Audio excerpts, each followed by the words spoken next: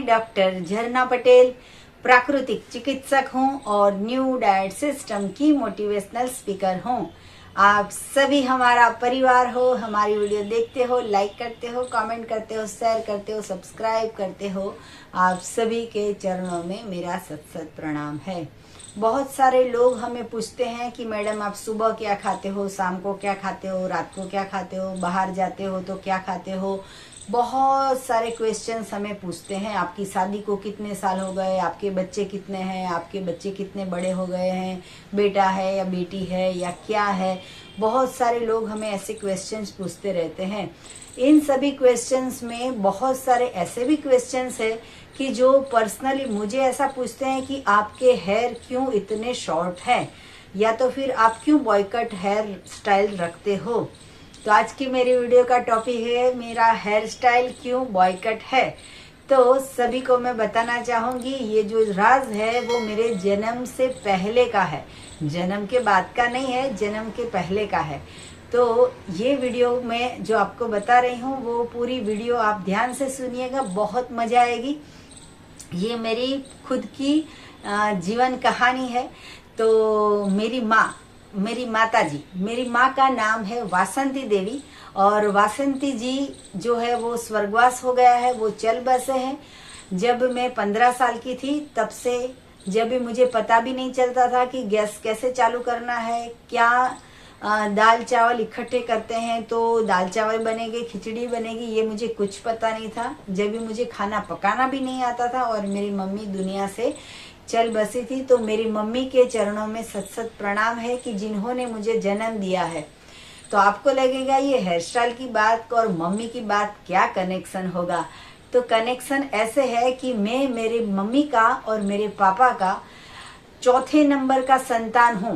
मतलब कि मेरी पहले 3 बहनें हैं और 3 बहनों के बाद पूरे हमारे कुटुंब में, हमारे काका के घर में, मतलब कि अंकल के घर में, हमारे मामा के घर में या फिर फूफा जी के घर में, हमारे जितने भी रिलेटिव्स हैं वो सभी के घर में, सबके घर पे बेटा का जन्म हो गया था। और मेरा एक घर ऐसा था कि मेरे पापा को 3 लड़कियां हुई थी। घर में बहुत प्रेशर रहता था कि वंश आगे बढ़ाना हो तो बेटा बहुत जरूरी है, तो कैसे भी करो तो बेटा लाना है।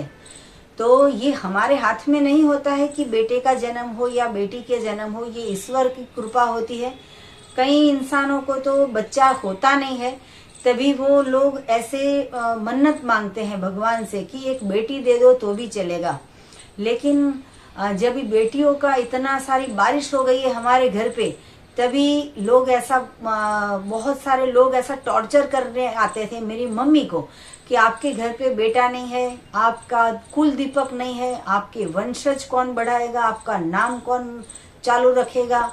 ये सब प्रॉब्लम बहुत आ रहे थे और ये बरसों पहले की बात है। अभी का जो जमाना है, ये जमाने में तो ऐसा होता है कि चलो एक बेटा आ गया तो फुल स्टॉप, ये बेटी आ गई तो फुल स्टॉप। लेकिन पहले तो लोग जो है वो क्रिकेट की टीम पूरी जो है वो ला देते थे घर में, 10-10 बच्चे पैदा कर देते थे। तो ऐसे समाज में हमारा जन्म हुआ था। तो मेरे घर में जो 3 बहनें थी, तो तीनों बहनों की भी ऐसी आशा थी कि मेरा भाई आ जाए, राखी बांध सके हमें, या मम्मी को भी ऐसा था कि बेटा आ जाए, पापा को भी थोड़ा ऐसा था कि बेटा आ जाए। लेकिन कुदरत को तो कुछ और मंजूर था। और मैं पहले भी आपको बता दूं कि जो हमारी जो इच्छा होती है वो पूरी भगवान करे या ना करे, लेकिन भगवान की इच्छा से जो होता है वो सबसे अच्छा होता है। तो मेरी मम्मी को पूरे 9 महीने, जब मैं मम्मी के पेट में थी, तो मेरी मम्मी के पेट में रहते मेरा मम्मी के साथ जो कनेक्शन था, मेरी मम्मी के जो थॉट्स थे, जो विचार थे, वो सब कुछ मेरे में आते थे। मम्मी क्या खाती थी, उसको क्या खाना था, क्या नहीं खाना था, वो सब कुछ मुझे सबकॉन्शियस माइंड से पता चलता था। क्योंकि हमें सबसे पहले मदर का आवाज पता चलती है कि ये माँ है, माँ का टच से पता चलता है कि ये माँ का हाथ है। तो वैसे ही मैं माँ के पेट में थी, तभी माँ ने पूरे 9 महीने एक व्रत रखा था कि उसकी एक फेवरेट चीज थी कि जो भरा हुआ बैंगन का भरथा और बना हुआ बैंगन भरा हुआ, तो ये जो है उसने मन्नत रख ली थी कि अगर बेटा होगा तो मैं 9 महीने तक ये बैंगन का जो भरा हुआ बैंगन है वो नहीं खाऊंगी।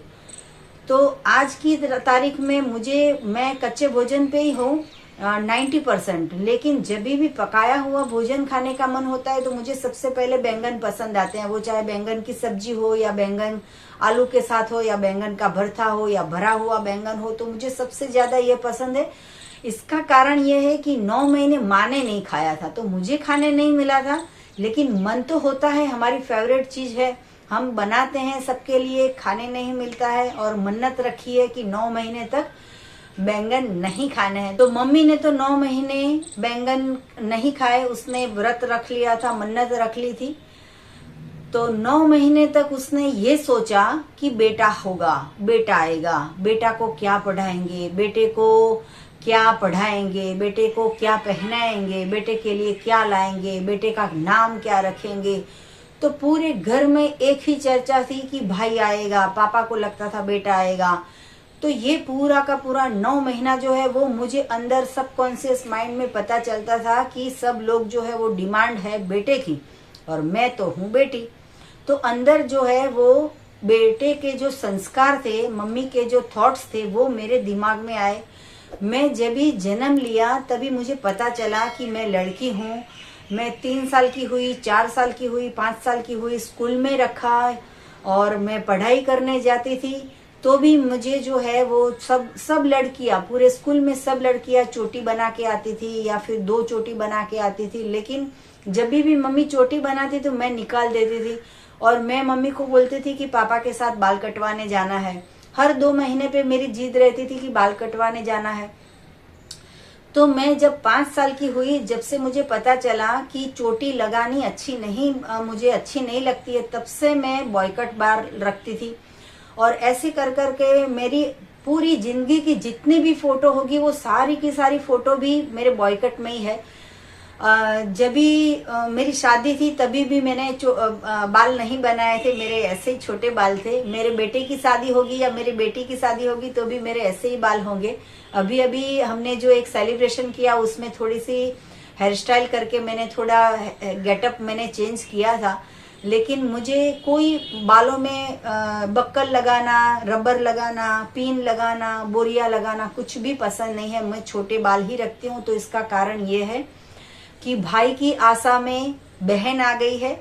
और मैं ऐसा बोलूंगी कि अगर भगवान की इच्छा से जो भी हो रहा है तो मम्मी पापा का नाम तो रोशन हो रहा है। आप सभी, मैंने कभी आपको मिली नहीं हूँ, मैं पहचानती नहीं हूँ, फिर भी आप लोग सभी हमारी वीडियो देखते हो, आप हमारी वीडियो को फॉलो करते हो, आप सभी को फॉरवर्ड करते हो। तो ये जो है वो माँ बाप का नाम हमने रोशन किया है। और दूसरा फिर ये हुआ कि मेरी शादी हुई तो मेरे हस्बैंड ने मुझे छोटे बालों में देखा तो उन्होंने ही पहले दिन ये कह दिया था कि कभी बाल मत बढ़ाना, तू छोटे बाल में ज्यादा अच्छी लगती है। फिर ऐसा एक वक्त आ गया कि मेरा बेटे का जन्म हुआ तो बेटे ने भी जन्म से मुझे देखा कि मम्मी के शॉर्ट हेयर है। उसके सभी फ्रेंड सर्कल में सभी मम्मियाँ जो होती है वो चोटी बनाती है या कोई हेयर स्टाइल करती है, वो सब ऐसा कुछ नहीं होता है।